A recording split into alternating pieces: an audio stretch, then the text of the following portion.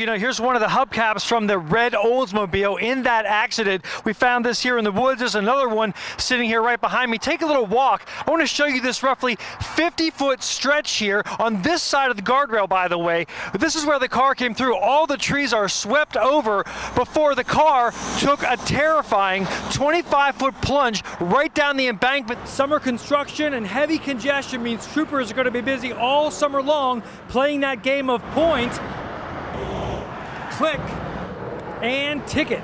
You know, you can still see signs of our former streetcar all over town, like here on Elm Street, right in front of Music Hall. You can see the tracks still here in the cobblestone street. Now, opponents say weather was another big reason that the streetcar went away. They couldn't navigate on these tracks. Friends of the Spencer family have lined the front wall of their house with all sorts of stuffed animals and teddy bears with notes of encouragement, strength, and prayers. And take a look at this from Dustin Spencer's best friend. Twin baby dolls to represent the twin girls who died in that fire last night. The Roebling Bridge is also known as the Singing Bridge because of the unique sound your tires make when they roll across the metal grid. You can see the stands behind me just starting to fill up, but take a look just a few steps away from where I am right now. If we can swing around, the fans here are clamoring to get close to the man who made the phrase, "Can't touch this," famous years ago. And as you may remember, that huge hit was also the unofficial mantra for the winning 1990 Reds. They slammed their way through 9 games, shutting out the A's in the World Series. Yeah, I'm looking around. I don't see any gold lame or baggy pants here for the Hammer folks, but they are excited to see the artist. Everyone is getting ready for the big game, and we found a lone Astros fan here on the square. He was a little afraid walking around, and his buddy had a Pirates jersey on. What? So we talked to them. We're going to hear their story and more about the Kyles with their front row seat right there coming up tonight at 10. Live here in Fountain Square, Stefano DiPietro-Antonio, Fox 19 News. Steph said, what? Our anti-lock brakes were kicking in coming down Monastery Street here, and I tried to slip and slide my boots. It won't really quite do it, but it was a brutal day for a lot of folks around here. Snow really coming down a lot heavier now than it has been the past hour. Check this out. Seconds after he plowed, here's what's left below. An icy layer. Whose shovel could make it all the way to the end of the parking lot without wiping out? 3, 2, 1, go! Go! Rob won and Chris got a shovel full over the head. If you can't beat it, you might as well enjoy it.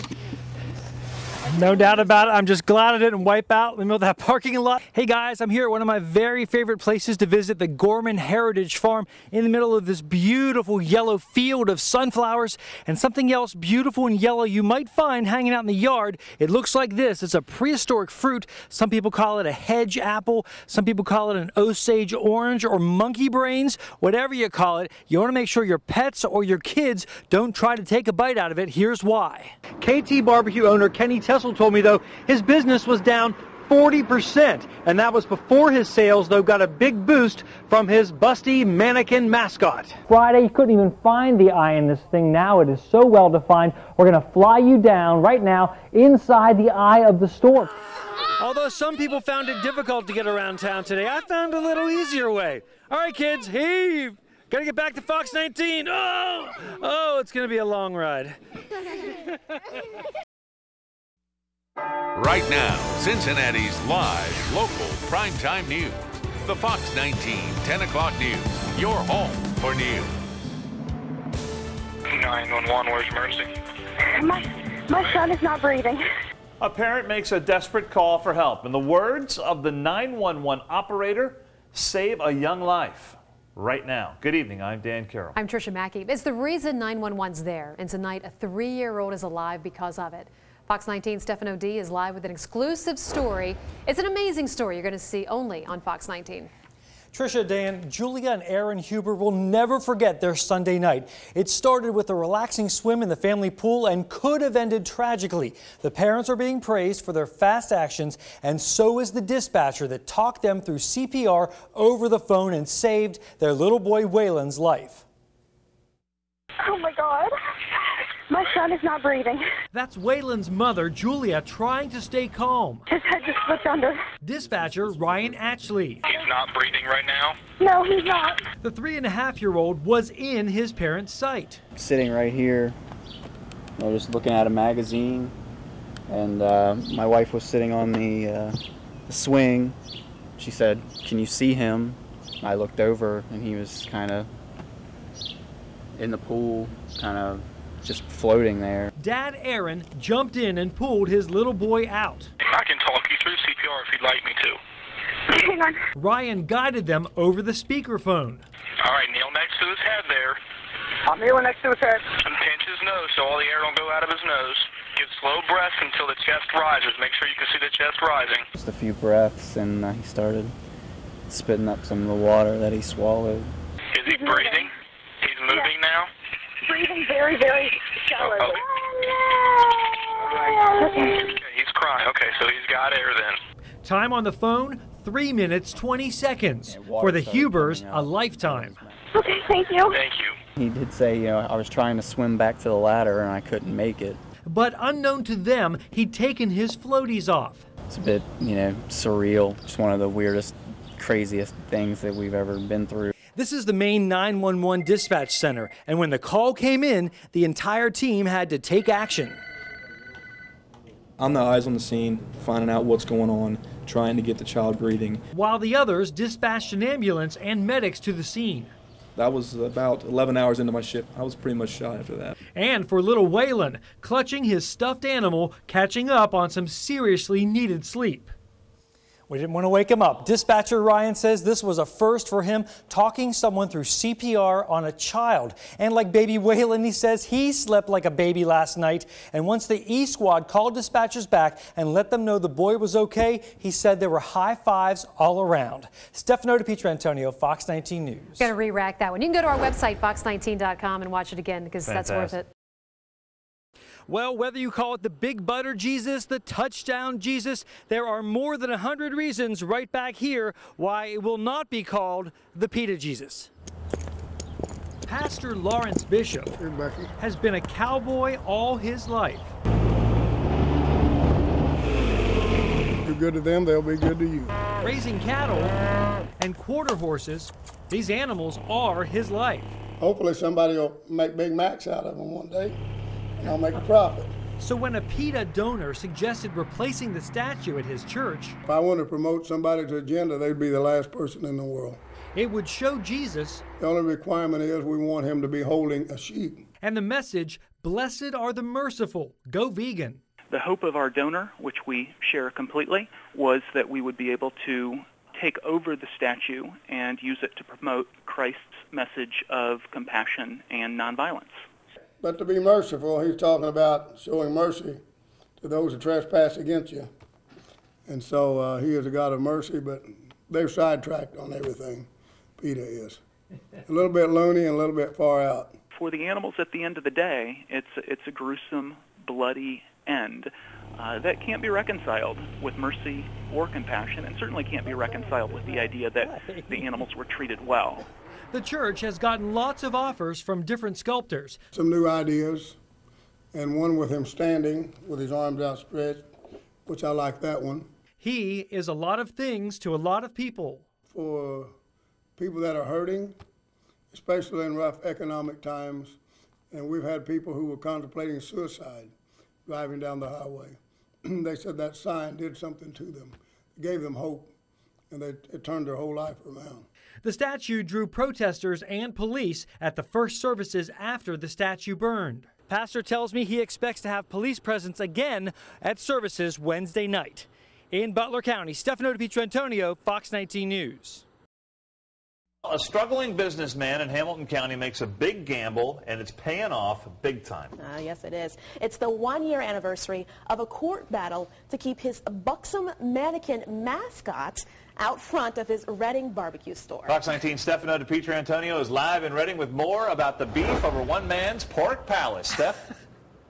Hey there, Dan and Kim. Well, take a look behind me. They've put Barbie away for the night, as they always do, to keep her safe. KT Barbecue owner Kenny Tessel told me, though, his business was down 40%, and that was before his sales, though, got a big boost from his busty mannequin mascot. When the economy went bust, owner, Kenny Tessel, said he had to think outside the box. My business isn't from Reading. It's these commuter traffic that's going through into the wealthier neighborhoods of Wyoming and Blue Ash and, Evendale. And he needed an eye-catching mascot, a way to get those folks to stop, and they did. It wasn't going to be a pig. It wasn't going to be a cow. But people sure had a cow over. From the catalog book, she's WL-45. I know that sex sells. That was it. Tessel saw her in a catalog where he got his restaurant equipment. I'm going to get her, and I'm going to stick her outside with the sign on, and I'm just going to see what happens. I know I'm going to piss off some people. Oh, he did, with provocative outfits for nearly every season. What they found offensive was her boobs. Let's just be honest. Her boobs are big. This is the exact outfit her career was born in a year ago. They said you saw too much side boob, too much under boob, too much top of boob. They were boob happy. It was unbelievable. Barbie has become somewhat of a media darling, and like many celebrities, she's had her share of death threats. Just in case something happens to the real McCoy, she's got a stand-in standing here inside the restaurant. And the woman called up. She was so incensed. I mean, literally incensed. She said she was going to drive up on the curb and run her over and kill the mannequin. Tessel says she's brought in 3 to 5 new customers every single day this past year. First week, I had over 100 new customers. Second week, that doubled. It was just amazing. They were coming in. They didn't even know what I sold. She's the best employee he's ever had. Never gets sick, always shows up, and clearly, this is a story with legs. What's the furthest away someone has come? Australia. What? Australia. They saw the news article down there. They planned their trip. They wanted to take pictures of the mannequin. It's a shame Kenny's so shy. We had to really drag those answers out of him. Now get this, he says his business is now up 40% and he has cut his store debt by 75%. He's almost out of debt in really 12 months. He's only been in business about 5 years. Tessel says about 25% of the curious tri-staters who come in here become regular customers. And Barbie, there you see her, gets rented out for lots of proms and parties, but Tessel will not rent her out to single men. Kind of creepy there, right? Live here in Reading, Hamilton County, Stefano DiPietrantonio, Fox 19 News. You guys got a good business model. Baby Braden Hernandez had no idea what kind of excitement surrounded his birth. On the Reds' opening day and that walk-off 3-run shot, his mom, Katie. Were you watching the game on TV at all? We watched it while I pushed him out. She was pushing. Proud grandma and Katie's mom, Karen Kruthop, was supposed to be at the Reds game. This year I got invited to go and I was like, nope, can't have a grandbaby. Between the TV and Katie's ever-increasing contractions, it was wild. I don't know, it just happened so quickly. The birth or the hit? Both. Well, the doctor was there ready to deliver. She says, wait a minute, stop. I got to get my gloves on. I mean, the baby was ready to come out. They almost needed Ramon Hernandez and his golden glove. Yes, unbelievable. It won't be my son, I guess. We told number 55 about some of the amazing coincidences the Reds share with Braden's birth. Braden weighed 7 pounds 6 ounces. The score of the game was 7-6 Reds. And Hernandez hit the game-winning home run.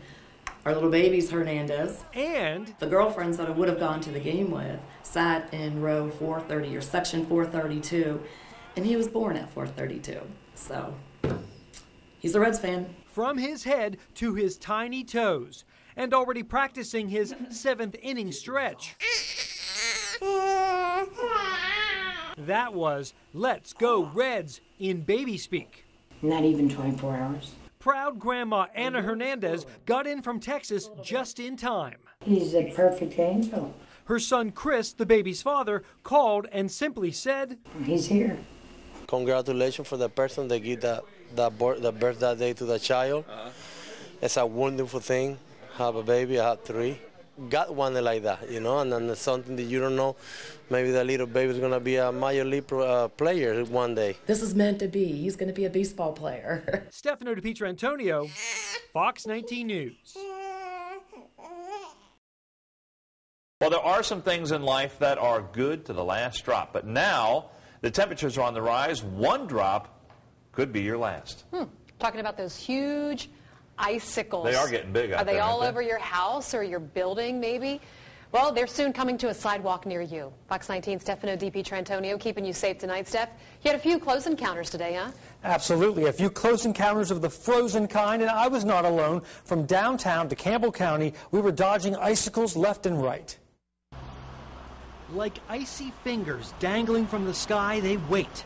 And with every drip, they come closer to losing their frozen grip on gutters, fire escapes, off the sides of buildings. I was down here like, oh, the snow pretty good. I'm getting them. Martin Sims fancies himself a pitcher. Yeah, it's good snowball snow. Yeah, they know how to get it right here. He shoots. How's your aim so far? Not too good. I wasn't exactly calling the Reds pitching coach yet. Well, maybe I can help them with a couple of these fastballs and splitters I'm about to knock these icicles down with. Finally, after a few tries, he connects. But if you can't beat him, just beat him with a broom. A direct hit that just misses his foot. A few more taps. He tries to crush it, but there's no sweeping this monster to the curb. There are huge chunks of ice all over the sidewalks along Main Street downtown. We nearly scared this guy to death. Big icicles up here. Icicles. They're going to fall on your head. They'll kill you. Melting icicles are only part of the problem. Now that some of the snow is starting to melt as well, bigger problems are revealing themselves. Like this awning in Fort Thomas that collapsed under the weight of the snow. And a giant spear hangs across the street. Walking down last night. Susan Mitchell had a close call on her way to the store. And a whole bunch of them fell down, and I almost got hit by one, but thank God I didn't. And you're walking with the cane? Walking with the cane. This is my walking stick, so I was blessed, but wasn't hit, but it was dangerous. And potentially deadly. The really high ones, with enough velocity, have been known to pierce cars parked below. Were you scared? No, not really. I was walking with God, so I was protected. How can you argue with that? City fire departments have been making house calls to some of the buildings downtown using their extension ladders to knock down those icy daggers. So until you know the coast is clear, you just have to watch out. Stefano DiPietrantonio, Fox 19 News. Thanks, Good Steph. stuff, Steph. A safety alert for anyone who drives in Southwest Ohio. Yeah, there's a report out that suggests two of the most likely spots to find speeders in all of Ohio are right here in the tri-state. First area we're talking about is in Clinton County on I-71, just north of Wilmington at the 48-mile marker. The second area is I-75 in Westchester, specifically an area north of the Cincinnati, Dayton, and Tylersville roads. Fox 19 Stefano DiPietrantonio joins us with more. Steph? Hey there, Dan. Well, close to 5,600 tickets handed out over a 2-year period there near Wilmington. And I spent part of my day in Westchester, where tickets are being handed out for drivers who just can't seem to take their foot off the gas pedal. Just below Middletown and at milepost 20 in Westchester. Our main goal really is to slow traffic down because speed is a major contributor to fatal crashes. Troopers like Chris Williams have handed out just under 4,000 tickets from 2007 to 2009. We just try to make sure that we position ourselves obviously in a safe spot, in a visible spot. We don't want to act like we're trying to hide or anything like that. To be seen is to be safe for both drivers and troopers. Summer construction and heavy congestion means troopers are going to be busy all summer long playing that game of point, click, and ticket. Williams showed me how to use his laser speed detector, a very cool toy. It shoots time over distance, so it's got pulses of light that go out, and then they come back and we see that light, and within a third of a second, we get a speed reading that's plus or minus 1 mile an hour. Time after time, we clocked folks way over the posted 55 miles per hour speed limit. Unfortunately, citations are a part of that. This trucker, who did not want us to use his name, passes through from Michigan daily. Ever gotten a ticket here? Once. Fines are doubled in construction zones, and the speeding is not just on the interstate. They fly in and out through here even. Yes, drivers speed. They're crazy. Even through the rest stops. They'll run you off the road if you don't know what you're doing. Lois and Mac McCool were passing through from Augusta, Georgia. When we were coming up, they were just policemen everywhere. When people warn you to stick with the speed limit, you better do it.